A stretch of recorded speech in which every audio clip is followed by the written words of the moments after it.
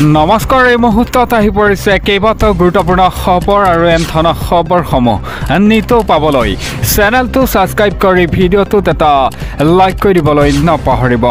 তেন্তে বলক দেৰি নকৰি খবৰকেইটা আৰম্ভ কৰোঁ। দৰ্শকসকল, আজি সন্ধিয়াৰ প্ৰথমটো খবৰ। মুখ্যমন্ত্ৰী ডক্টৰ হিমন্ত বিশ্ব শৰ্মাক চিনি নাপায় এতিয়া মিয়াই। নাজানে ৰাজধানী, সমষ্টি, লগতে স্কুলৰ নাম। বিধায়ক সাংসদ কোন সেয়াও নাজানে। এবাৰ আটাচুৱে ধৰিলে মুখ্যমন্ত্ৰী সমষ্টিৰ বিধায়ক সাংসদৰ নাম নজনা 10জনকৈ মিয়াক। এটা ৰাইজৰ প্ৰশ্ন, ইহঁত অসমৰ এনে দিবলৈ সবিশেষ। অসমৰ মুখ্যমন্ত্ৰীক চিনি নাপায় এতিয়া মিয়াই। মুখ্যমন্ত্ৰীৰ নাম নাজানে মিয়া যুৱকে নাজানে এতিয়া অসমৰ ৰাজধানীৰ নাম।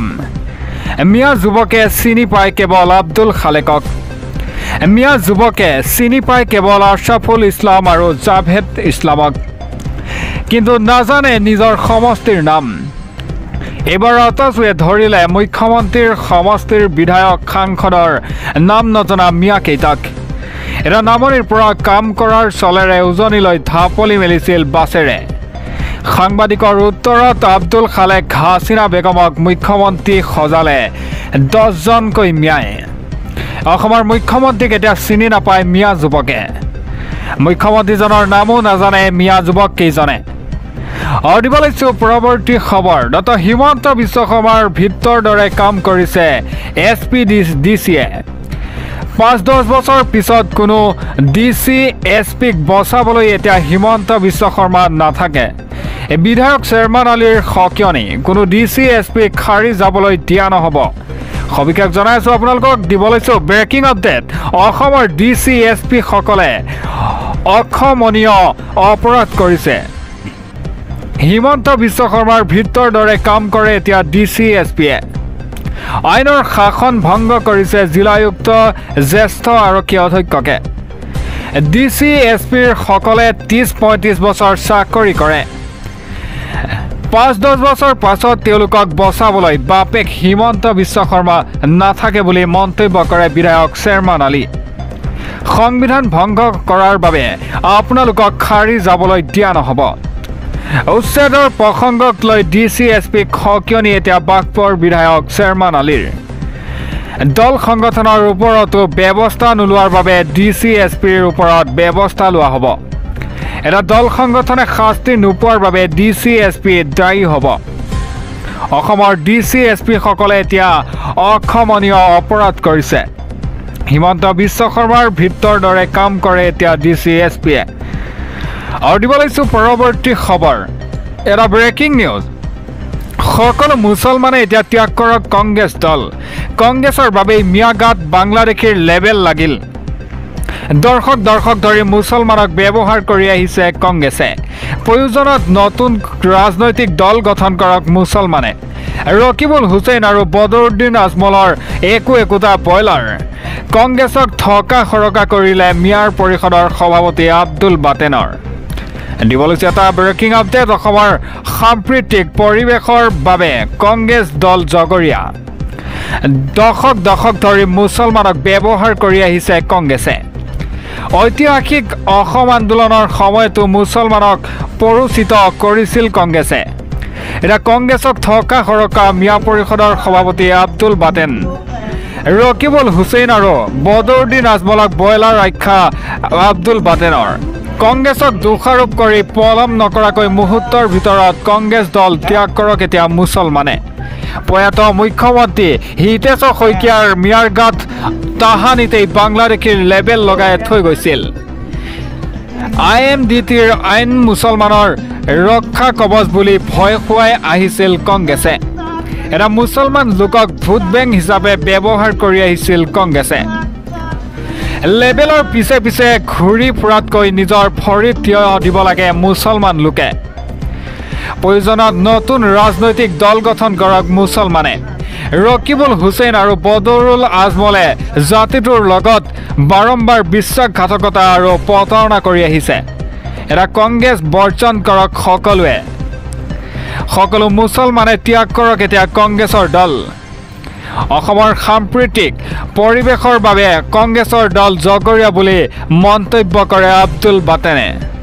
আৰু দিব লাগিছো পৰৱৰ্তী খবৰ উচ্ছেদ চলোৱা চৰকাৰী বিষয়াৰ বিৰুদ্ধে যুদ্ধৰ ঘোষণা আমচুৰ উচ্ছেদ চলোৱা চৰকাৰী বিষয়াক সৰ্বোচ্চ ন্যায়ালয়লৈ লৈ যোৱাৰ হুংকাৰ আমচুৰ 20 বছৰ পিছত হলেও প্ৰতিশোধ ল'ব এতিয়া আমচুৱে হিমন্ত বিশ্ব শৰ্মাৰ আজীৱন মুখ্যমন্ত্ৰী হৈ নাথাকে বুলিও মন্তব্য কৰে আমচুৰ সভাপতি ৰেজাউল কৰিম চৰকাৰে আপোনালোকক সবিশেষ জনাই আছো উচ্ছেদ চলোৱাৰ চৰকাৰী বিষয়াৰ বিৰুদ্ধে যুদ্ধৰ ঘোষণা এতিয়া আমচুৰ 20 বছৰ পাছত হলেও জেললৈ প্ৰেৰণ কৰা হ'ব চৰকাৰী বিষয়াক আমচুৰ সভাপতি ৰেজাউল কৰিম চৰকাৰৰ ধুবুৰী জিলা আয়ুক্তলৈ কঠোৰ বাৰ্তা হিমন্ত বিশ্ব শৰ্মাৰ আজীৱন মুখ্যমন্ত্ৰী হৈ নাথাকিব 20 বছৰ পিছত হলেও ধুবুৰী জিলা আয়ুক্তক সুপ্ৰিম কোৰ্টৰ দুৱাৰত লৈ যাব এতিয়া আমচুৱে 10 বছৰ পিছত অসমীয়া জাতি ম্যায় ধৰি ৰাখিব লাগিব বুলিও মন্তব্য কৰে আমচুৱে এটা মুখ্যমন্ত্ৰী হিমন্ত বিশ্ব শৰ্মা কেতিয়াও ৰাতি শান্তিত শুব নোৱাৰে মানুহৰ মুখৰ ভাত কাঢ়ি লৈছে হিমন্ত চৰকাৰে অসমত ধৰ্মীয় সংখ্যালঘু এজনো বাংলাদেশী নাই বুলিও দিলে চেলেঞ্জ মাত্ৰ এজন বাংলাদেশী মুছলমান দেখুৱাই দিয়ক ডক্টৰ হিমন্ত বিশ্ব শৰ্মাই মুখ্যমন্ত্ৰীক চেলেঞ্জ এতিয়া ৰেজাউল কৰিম চৰকাৰৰ মোদী বৰঘৰতে নম্বৰ 1 বাংলাদেশী শ্বেখ হাছিনাক হেফাজতত ৰখা হৈছিল এখন যুঁজ হ'ব এতিয়া চৰকাৰৰ বিৰুদ্ধে সুপ্ৰিম কোৰ্টলৈ লৈ যোৱা হ'ব বুলিও মন্তব্য কৰে আমচুৰ সভাপতি ৰেজাউল কৰিম চৰকাৰে এটা হুংকাৰ আমচুৰ সভাপতি ৰেজাউল কৰিম চৰকাৰৰ আৰু দিব লাগিছো পৰৱৰ্তী খবৰ এটা ব্ৰেকিং নিউজ আহি পৰিছে সন্দেহজনক নাগৰিকক লৈ পুনৰ উজনি অসমত হুলস্থলীয়া পৰিস্থিতি ঘেৰি ধৰি ধমক দিলে খিলঞ্জীয়াই এজনকৈ সন্দেহজনক লোকক গতালে আৰক্ষীক সন্দেহজনক নাগৰিকক লৈ এতিয়া সৃষ্টি হ'ল হুলস্থলীয়া পৰিস্থিতি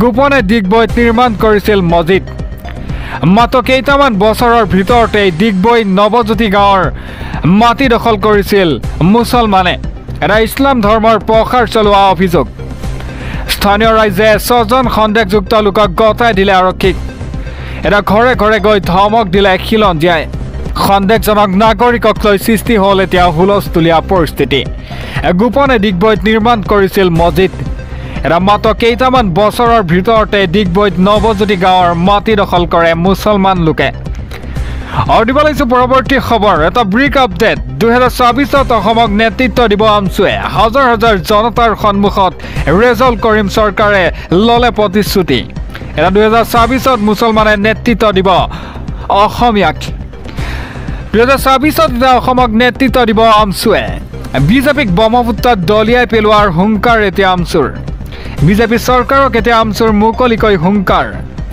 হাজাৰ হাজাৰ জনতাৰ সন্মুখত ৰেজাউল কৰিম চৰকাৰে ললে প্ৰতিশ্ৰুতি 2024ত এতিয়া মুছলমানে দিব নেতৃত্ব বিজেপিক প্ৰতিহত কৰিম বুলিও মন্তব্য কৰে আমচুৰ সভাপতি ৰেজাউল কৰিম চৰকাৰে এটা 2024ত অসমক নেতৃত্ব দিব আমচুৱে বিজেপিক ব্ৰহ্মপুত্ৰত দলিয়াই পেলোৱাৰ হুংকাৰ দিয়ে আমচুৱে আৰু দিব লাগিছো পৰৱৰ্তী খবৰ বিটিআৰ নিৰ্বাচনৰ পূৰ্বে বিজেপি দল ত্যাগৰ জোৱাৰ উচ্ছেদৰ বিৰোধিতা কৰি এতিয়া বিজেপি দল ত্যাগ কৰিলে শ লোকে বিজেপি কংগ্ৰেছ দল ত্যাগ কৰিলে 300 নেতা কৰ্মীয়ে দিব লাগিছো এটা ব্ৰেকিং নিউজ বিটিআৰ নিৰ্বাচনৰ পূৰ্বে বিজেপিত এতিয়া দল ত্যাগৰ জোৱাৰ উচ্ছেদৰ বিৰোধিতা কৰি বিজেপিৰ দল ত্যাগ কৰিলে শ লোকে বিজেপিৰ কংগ্ৰেছ দল ত্যাগ কৰে 300 নেতা কৰ্মীয়ে